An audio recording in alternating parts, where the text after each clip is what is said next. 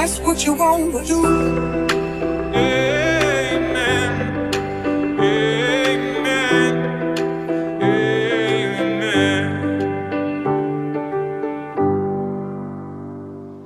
Right, Rob, well, we're out catching up with you guys today. Do you want to start off with where we are and what you've got here? Right, yeah, so we are in the middle of Shropshire, Bridgnorth, Shropshire area. We've got approximately 600 or 700 acres here, renting a bit extra as well. We're mixed arable, so we haven't got sheep, but we keep a lot of beef. Yeah. Suckler herd, about 60 or 70 suckler herd, Yeah. and followers, etc.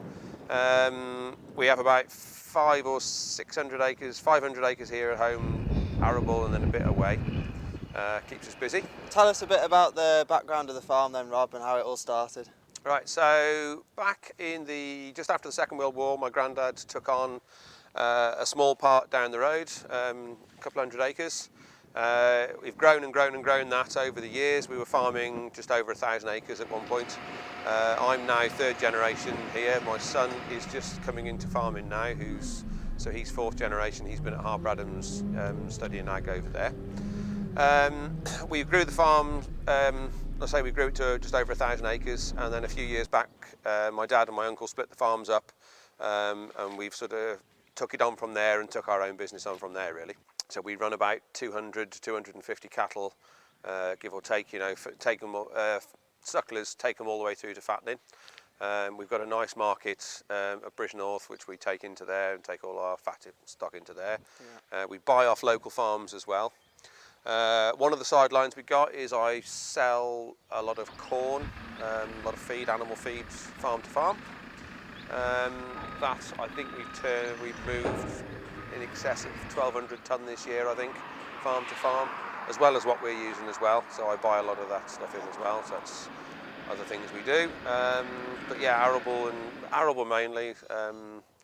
Do a bit of contract spraying occasionally. A few odds and sods, but mainly our farming area, it's a farming base, not a contracting base we are. So we're doing a bit of filming out with you today, so what have we been on, what have we been doing? So today we've been doing, we've done all our spring planting. We've planted about 100 acres of spring planting so far this year. But there's a shoot in the area here, so we're on the edge of the Monkopton Sporting Estate. So we've been planting some game maize for them today. We're putting about 25 acres of game maize in. So we've been doing little patches today. So we've been loosening the soil up, subsoiling it, getting it ready for planting, and later on this week we'll plant it. Normally maize would be in and up by now, but we plant it later so it ripens later. Otherwise, come November time, October, November time, it ripens too much. First we get a lot of wind and it's all on the floor. So we do it later for that, and then it holds the birds better into the winter. It gives them a lot more cover and a lot more feed. We do it, and we'll work it, spray it, fertilise it, if I can afford to fertilise it this year, obviously. I was lucky with my fertiliser this year. I did actually buy quite a bit of fertiliser early. So, yeah. So I did sit with a bit of a smug grin for a while until I got my fuel bill, and then it wasn't so smug after that. But, yeah, that's been the problem for most people this time, I think. Yeah, it's scary. So we've seen that yellow beast stood there behind you. We've seen that working today. Do you want to tell us a bit about that? Yeah, we bought that. We've had it probably most of 10 years now. Bought it off a neighbour, borrowed it one day to do a bit of odd jobs with it, and I took it back and I cleaned it all nicely before I took it back, and he said, "Oh, thank you for doing that. It'd be better for when I sell it." So I was like, we worked out what he wanted for it, and I turned around and drove it home again. So yeah, we've had that for a bit. We do a lot of mole ploughing, subsoiling. We normally put the subsoiler on that's been on the back of the Claas today. We normally put that on the back of it. Initially bought it as a bit of a collector's item. So it is a 1995, I think, 95 or 96, but it's one of the early ones, and it's an American import. So they're made out in Winnipeg, I could be wrong. They're made out in North America, and that was one of the early ones that was brought in. So it's only got 5,200 hours on from new. So we do very little with it. We do odds and sods with it. It sure makes some noise. It does make a growl, yeah. It sounds really great to start with. There's a little side window you open on it, and it sounds really great for about 20 minutes until it gives you a headache. But yeah, it's lovely to drive. Hateful on a hard surface because it's an early one. There's no giving any of the tracks or anything, so it's a bit it's a bit rough. The one I'm leaning on here, we've only recently bought this. I swapped a Fiat 140 winner, which I know people will cry at. We had a Fiat 140 winner, which we'd had in 95 from new, done 10,000 hours. So good tractor, but I wasn't fitting all the machinery, like it wouldn't have put that on the back of it today. Yeah. So we bought this in the winter. I run an 830 C-Matics Claas again, which is all GPS'd up. We do a lot of drilling and working down potentially with that, you know, because it's decent horsepower. I've got a New Holland 7200, which I think was on the roller mill at the moment. We've got either a set of flotations or row crops for that, and that does most jobs as well. That's all GPS'd up, or RTX GPS'd up, I think that is. So we do drilling. So I run 2 drills as well. We've got a 4-metre Verdestat and a 3-metre Amazon combination. So the two work really well together. So if it's good going, we rip ground up with all the some of the machine we've seen today, and then we go in. You know, we can do 100 acres a day with the Verdestat, or if you're just doing odds and sods like we will be doing these planting bits, we put the 3-metre combination on, which is in the shed behind there. So I've got a Howsam AR 3600 sprayer, which again is GPS'd up. I'm a big fan of GPS these days now. We were one of the first ones to have it. We had it in 2006 on a Claas demonstrator, and once we realised just how much money can be saved.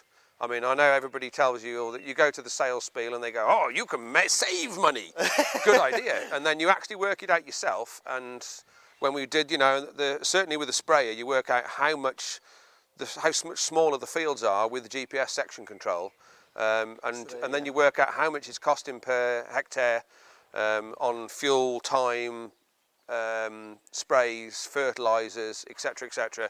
The GPS systems we had in the 3 tractors certainly paid for themselves in, I'd say, 18 months, if not 2 years. Just swapping my sprayer again this year, hopefully. I was talking to Howsam again the other day, and I'm going to go for exactly the same model again with GPS again, because it's, like I say, the money savings is brilliant with it. So, which is where a lot of the farming is going these days, I think. So tractor-wise, you're starting to lean more towards the lime greens sort of thing? Yeah, I love the Claas. Big fan of the Claas. I run quite a lot of Claas equipment. We've got the 2 tractors. I've got a baler. We did have a mower. I've got a Lexion 760 Montana combine as well. Morris Corfield's the dealer, are only just down the road. We've dealt with them since before I was born, and we've always had a really good relationship with them. If I want something, generally they'll put themselves out to come and help, which they do with a lot of people, but they are very good with us. Yeah, so that was one of the reasons we had this. This was basically bought as a bit of a spare tractor to do summer jobs. You know, we were always short of a machine in the summer, so I bought this one this year with 6,000 hours on the clock, just as a backup tractor, and it's going most weeks. We're doing something with it. We've already done quite a bit with it already, so it's been useful. The other tractor we've got is C-Matic, which is a variable drive one. That's quite economical because it only uses the power it needs to. So you set your speed and it just eases back, which is good. But they're saying that these are really frugal on fuel as well. This uses very little fuel. I bet this doing the same job probably uses half the fuel of the cat spreader. So coming up next, we've got, after we've done all this planting, we're going to be looking towards silaging probably, which is seems to be everybody's favourite time of year. I know when I was a kid, I used to love silaging. It was one of the things that really got me into farming. I used to love all the action that went with it. They used to pay me 50 pence a day to sit on the tractor and jump out and put the pipe in on the trailers, and I thought I was an absolute hero for doing that. Now I have to get off and do it myself, and I don't get paid 50 pence a day for that. So, well, that's an extra 50. No, it's an extra 50 pence a day. Yeah, yeah. So we're coming up to silaging time. We run our own small. We've got a small chopper, a little New Holland chopper. We run that. We've got a couple of old trailers. Nothing too fancy, but we got a silage pit over there. We do about 350 tonne of silage a year, which is just enough to keep our cows. Say the 60 or 70 sucklers we got, depending on, and the followers as well. We just have enough to do all those. Well, just something a bit different, Rob. I was looking at that machine round in the yard this morning. Do you want to tell us a bit about that? Oh, the rape swather. Yeah. Yes. Shelbourne Reynolds. That is a 1990. 1992, I think. Shelburne Reynolds rape swather. We used to run 3 of them back about sort of 25, 30 years ago. We used to do about 2,000 acres of swathing, and that's the one that just got left behind because it was just a useful one. We used to do, it's a 14-foot machine, and it's nicknamed the shopping trolley, because when you sit in it, it's a bit like the Caterpillar. When you sit in it and turn the steering wheel, that wheel goes backwards and that wheel goes forward, and you just turn on the spot, which is very, very scary to drive on the road, but incredibly fun to drive in the field. Because when you want to turn around, you just turn the steering wheel and you go, whoop, and then you're off again. It's brilliant. Yeah. We will try and get some pictures of that when later on. But, yeah, definitely. But obviously the rape, we're another 6 or 7 weeks from rape swathing at the moment. Pros and cons of rape swathing. You do it before spraying. When you swath it, obviously the day you swath it is the day it dies. So you can't do it when if it's shattering, but you put it in a row, you stick it in a row, you leave it about 10 days and then you combine it, hopefully. 10 to 14 days, depending on the weather, obviously. It combines very easy. The eastern counties, Eastern England and what have you, they do lots of rape swathing. We've done it for as long as I can remember, really, we've done rape swathing. And you tend to combine it, by the time it's in the bin, you tend to get it 10 days to a fortnight before you would as a standing crop. Last year we did it as a standing crop because the field we were in, it just didn't work to do swathing. There was obstacles and all sorts of things in it, so we just cut it direct in the end with the Lexion. Handled it very well, but we were notably at least 10 days later than we normally are. I'm normally lugging rape and the neighbours are looking at me thinking I'm really deranged. Why am I combining rape? It's not ready yet. And ours is, it's coming in at someone's got to make 7.5%, 8%. Yeah, it's coming in 7.5%, 8%, and it's running well. So we're going to try and swath again this year. I've got a block of 80 acres of oilseed rape, which I think will be in the background of some of the planting we did earlier. But yeah, very good way of doing it, and a very scary machine to drive on the road because it's that wide to fit over the rape swath row. It doesn't actually touch the tarmac when you take it down the road. It runs on the grass verge either side, and it just does this all down the road, and it scares everybody. Oh, no. So I have crashed it once. The day we bought it, it was on a lorry, on a low loader lorry, and the lorry didn't want to come up the bank at the bottom of the bank. We've got a 1-in-4 bank, and he didn't want to drive it off the road, come up the road. So I jumped on the thing. I went to go backwards, and because it's skid steer, as it went backwards and it leant backwards, it just careered off at about 20 mile an hour straight off the back of the lorry, bounced on the floor and landed in the ditch, to a roar of laughter to everybody else watching me. Yeah, I'm sure they did. Yes, and it was a very, very scary moment. Yeah, I should think it was. So they had to get the load, you had to go and get the JCB and get me back out the ditch again. Touch wood, I think that's the only, where I can find some wood somewhere in my head, yeah. That's the only scary one I've had with one of those. But yeah, that's why I wear a seatbelt when I'm driving my tractor now. Because I've already experienced that, yeah. So, yeah. Well, thanks for letting me come out today anyway, Rob.